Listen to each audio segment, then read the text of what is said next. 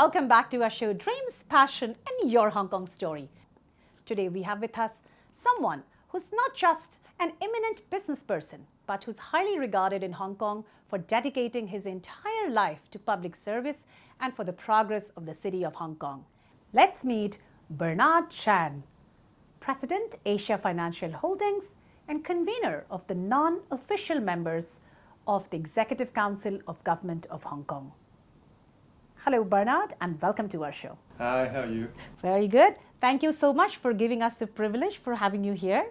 Bernard is the President of Asia Financial Holdings and Chairman of Asia Insurance, one of the financially strongest insurers in Hong Kong. Bernard is the recipient of many awards and honorary degrees, some of the most prominent ones being the Gold Bauhinia Star and the Justice of Peace conferred upon him by the Government of Hong Kong. As a successful business leader and as someone who's so engaged in public service in Hong Kong, how do you manage your time and still remain so high energy and look good? How do you do all that?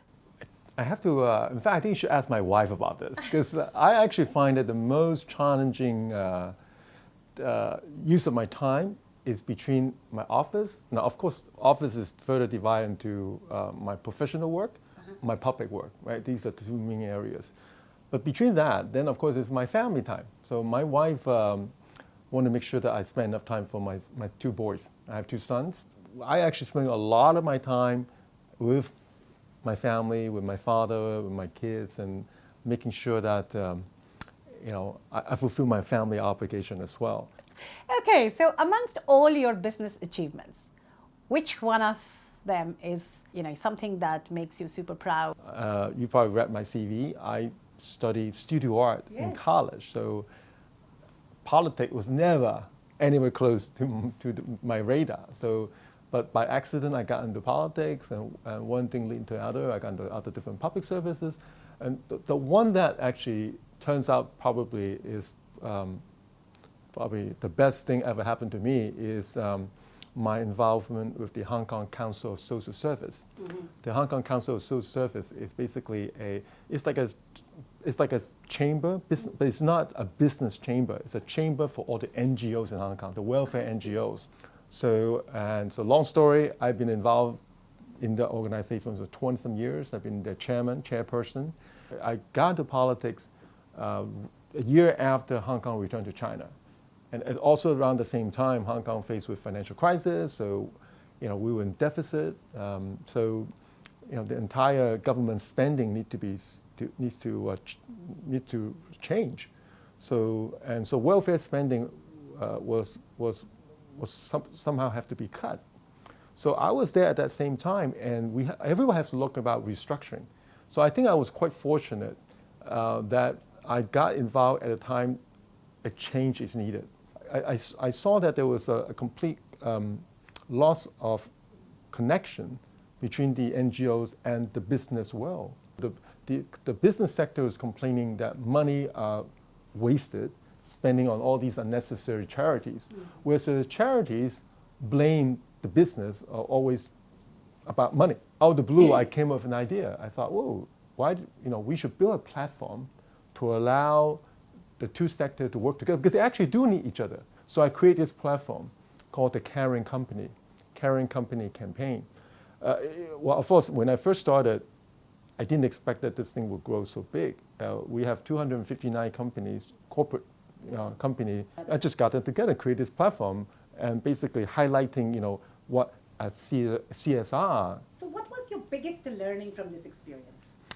Well, I think the one key factor, which is you can apply to even today, is how do you look from other people's perspective? Yes. I mean, I come from the business world, so I tend to look at things in my perspective, and at other time, why there is that such a mistrust? Because we never try to put ourselves in the other people's shoes. So there's one lesson I learned. So I spent 20-some years in my public job requires me to engage with different walks of life. Mm-hmm. The fact that I was able to survive in 20-some years in the welfare sector. I can't say I am a welfare person, but yet I think I am trusted by them. But equally at the same time, I've been trusted by the business sector. You have, you of course have a big business that you're running. What actually motivated you and to so generously contribute towards public policy and social initiatives for the city of Hong Kong? I fell ill when I was in, actually, my very first 2 weeks in my college days. I got very sick. I got a very rare disease, and so even for the first 3 years in college, I had gone through 3 bypass operations and so on and so on. So I obviously took a year longer to graduate, but it was almost like a 10 years ordeal with my health issue. But that 10 years that I battled with my own health issue was quite a learning journey for me. Right. And I was definitely in a couple of years of denial, then to another period where I basically was angry with everyone else, blaming everyone else for the problem I have to deal with, to finally accepting that this is my life. I better get used to it. I better move on.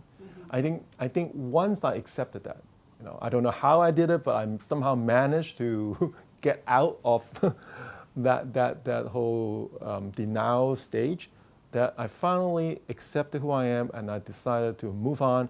And then I figured out that, hey, if I'm going to be stuck with this kind of life that I have, with the health I am, then I might as well make the best out of it and enjoy it. Things never happen positively to me, right? There's always some hurdle, obstacle along the way, but each time when there's that obstacle and that downtime, I always try to look at it from a positive way and say, okay, well, then what? Do I continue to moan about it, or do I want to move on and make the best out of it? And amazingly, every time when I think positively, somehow an answer is, a door is open for me to move on. So that has been quite motivating. Even though with the challenges each time we face, I somehow managed to figure a way out. Just like, I didn't start off with actually wanted to be an artist. You can imagine being a Chinese from Hong Kong. I think my parents will kill me if I tell them I'm going to study, studio art. Right. It wasn't because, it definitely not something I wanted to, but because I was so sick. Turns out, it's so amazingly, because of that studio art degree, it really made me stand out from everyone. I don't know if anyone tells you, so I got into politics. So I was the first member to the Legislative Council in Hong Kong. So 2 weeks into to the Legislative Council of Hong Kong, the president then of LegCo, Legislative Council, came to me. He said, among our 60 members, you're the only one with a studio art degree. Really? Wow. And when she said that to me, I thought, oh my goodness, is she saying that I'm not qualified for the job? Because everyone is a lawyer or this and that. I'm studio art, right?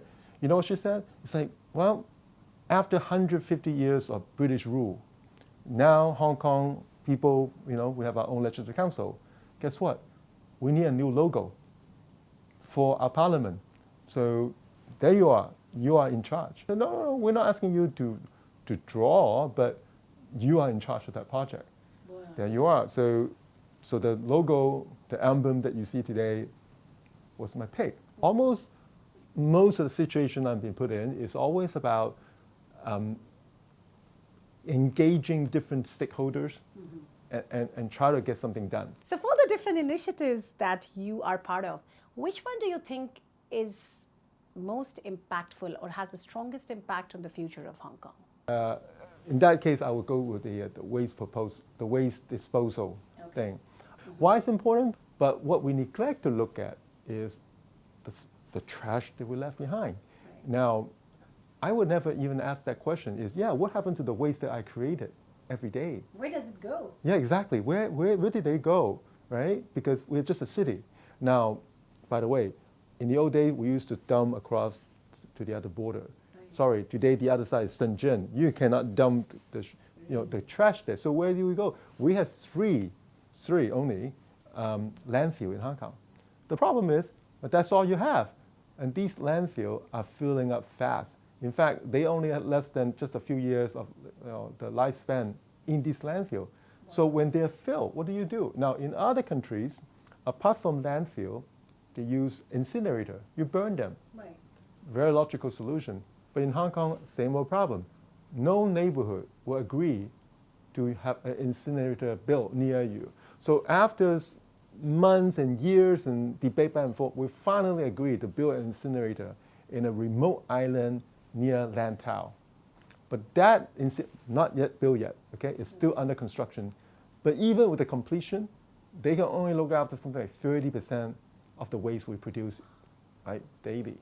So you still have a problem. So That's a huge problem. yeah, so that's why doing those, one of the projects that I was put in charge of is a waste charging scheme. We want to use charges, impose charges on you throwing trash to induce you to separate your waste. Because right now in Hong Kong, There's no nobody cares. separation, Nobody cares, Right. right? Tough. I mean, easy said than done because Hong Kong live in high rises. But in Hong Kong, it's very difficult. You live in a 40-story housing block. How do you do that? You don't expect everyone to come out to the street on the same time, right? So there were logistical nightmares. So I was involved in that, figured out coming up with a plan how to work. A couple years' time, we're going to face a huge crisis where's your trash going to be? Now, I asked the same question about other cities too, right? New York City, where did New York City, Manhattan do with the trash? Apparently, I was told, Staten Island, they throw it there, but we can't. We don't have a Staten Island for Hong Kong, so where do you do? So these are issues that people don't see it every day, but it's there, So and say, oh, at least we have done all the homework. We've done all the feasibility study. We did everything, and it's sitting on the shelf right now. Hopefully, one day, the city can all get our act together. Hey, well, you know why? When there's an imminent crisis, the crisis is not here yet because we still have some room. There's still got a little bit landfill left, so people still kind of like, So amongst all the different projects that you have done, now tell me, which one of it is your favorite that you have been involved in? Which one of it has been closest to your heart? Wow, that's an easy one. It will have to be the committee that I chair called the Antiquity Advisory Board, AAB. Okay. Exactly what it is about preserving Hong Kong history. Well, actually, to be exact, preserving Hong Kong historical buildings. Mm-hmm. So I came on the time around 2006, and at the time where everyone talks about it, so I was tasked to grade all the 1,400 historical buildings in Hong Kong. Okay. And that is an amazing experience for me. You know what? It's not about grading the building. It's not like how old, how aesthetic. It's not. It's about the history of Hong Kong.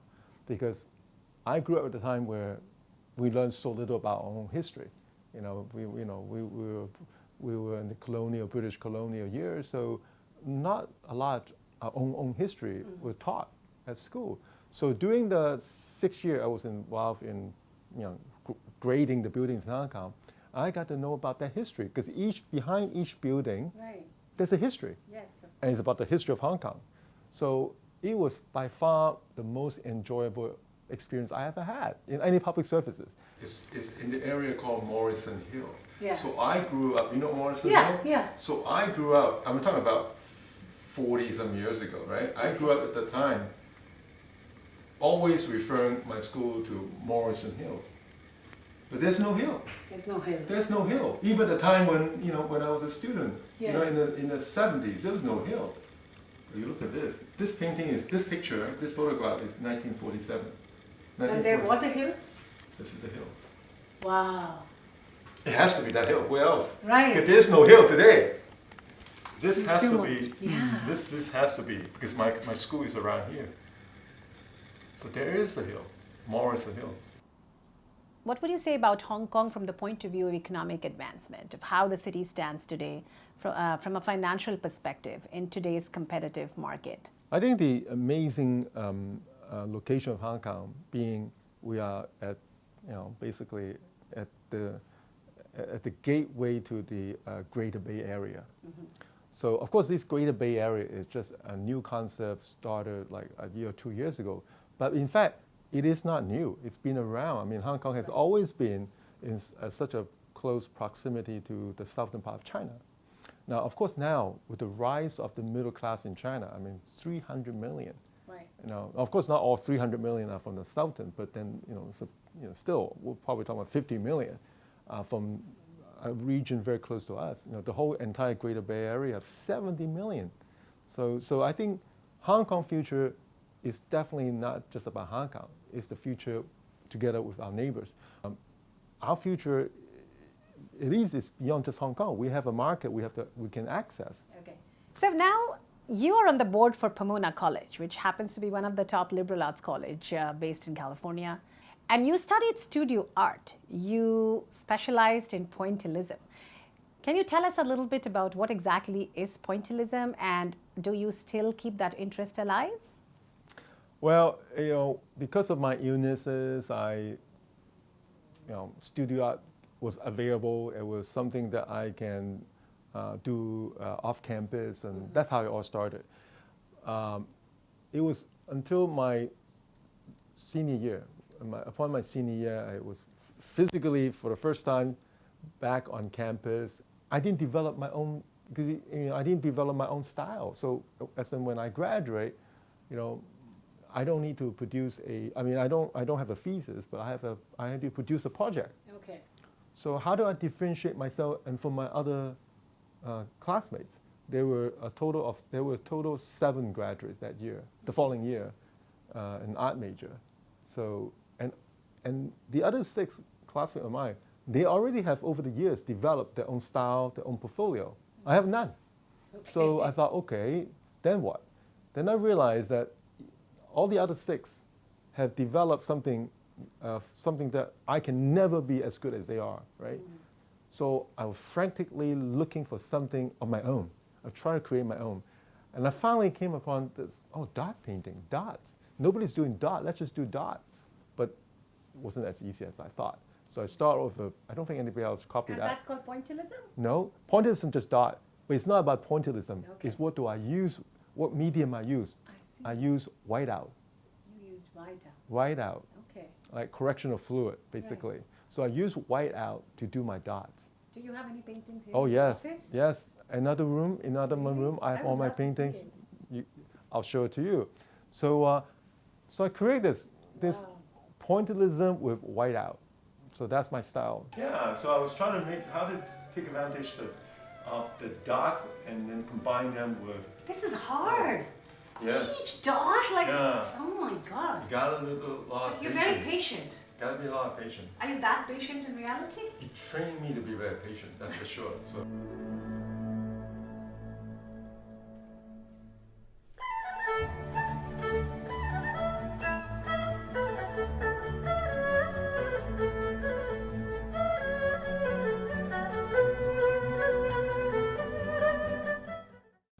The actual painting, doing the painting part, is not difficult.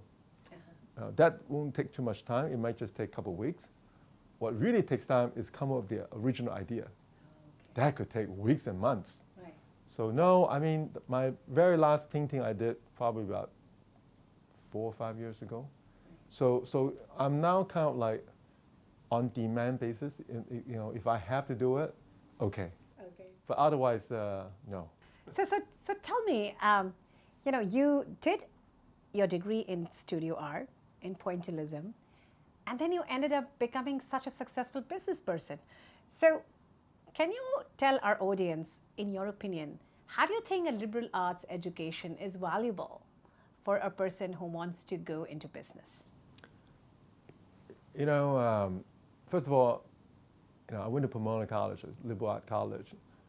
I really can't tell you exactly if I actually fully understand what liberal art means at that time.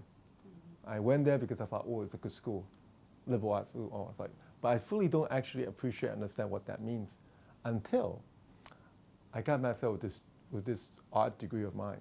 Now, at the end of the day, you would ask, what does an art degree do? Probably nothing. But so it's not about what I do with the art degree. What is the technique I learn? It's not. It's the whole thinking process, right? So I still remember the very first time I went back to college, I took the class, and the professor gave me a project to work on. And he only gave me a title. He didn't actually tell me how, right? So And I grew up in Hong Kong. I'm so used to spoon feed. People tell you like, okay, this is how you do it. So I was completely lost. For 10 minutes, I didn't know how to start. So I went back to the professor and said, listen, what exactly you want me to do? How do you want me to do it? How should I proceed? And he was very upset with me. He said, what do you mean? This is your work. It's your painting. You do it. Why am I telling you? I think that was lacking in me at the time. I didn't know. I mean, I was so used to me telling me. And I cannot imagine myself thinking out of the box, right? Because I'm so used to like this. So I think if you were to ask me what liberal arts is about, it's the ability to think beyond the border, right? And you have to come up with that idea. And again, it probably for the same reason that helps my job every day, because I can never always look at from my perspective, right? I have to look from other people's perspective. And to solving problem, again, it cannot be only one track. You have to use all the dimension. Right. So I think to me, my definition of liberal arts was that training that provided to me at the time that allowed me to think beyond what I thought was the solution to any problem, right? So what career advice would you give to a 22-year-old looking to build a career in business and politics? Well, the world is moving so fast, the world is changing. You ask me today, I don't even know what's going to happen 14 days from now anymore, right? So I think for 22 years old or any age, I think you need to always look out and ready for changes. And so I think for 22 years old, there's nothing for him or her to lose. They should try things, even especially things that perhaps not as attractive and less upside. Because that's where I think he or she can make a difference. So are you ready for the rapid fire question round? I'm ready. That's getting to know Bernard's Hong Kong story in a bit more fun way. Your favorite solo activity? Ooh, hiking. Okay. Your favorite way to have fun with friends and family? Playing beach volleyball. Your idea of romantic date? Not bothered by anybody. Your favorite casual and formal dining place in Hong Kong? Clubs. I go to like the jockey clubs or country club, AMC. Okay. Last time you did something for the first time? I went to a quarantine monitoring center to see how all these people coming back being put in home quarantine, how they're being checked. So I went there for the first time just recently. It's very interesting. We have many volunteers there to calling on all these people that were supposed to be staying at home and not leaving the home. If you were not a business person or a politician, what would you be? An artist, a painter. And 3 words or 3 sentences that describes your Hong Kong life. Busy, engaged, and appreciation. Okay. What are you most proud of as a Hong Konger? That we are considered one of the most ideal place to live and to work. And what would you tell the global business leaders and policymakers? Why should they engage with Hong Kong? The system here works. We have, the train, all the logistics works. Our health system works. We survive nicely from COVID-19, and we are safe. What would you tell the 7+ billion people of the world? Why should they visit Hong Kong? It is a place where you can have serious work, but yet you can also have a serious fun. It's a place where you can have all in such a close proximity. Well, thank you so much, Bernard, for coming to our show. And we wish you all the very best in all your future endeavors. Thank you.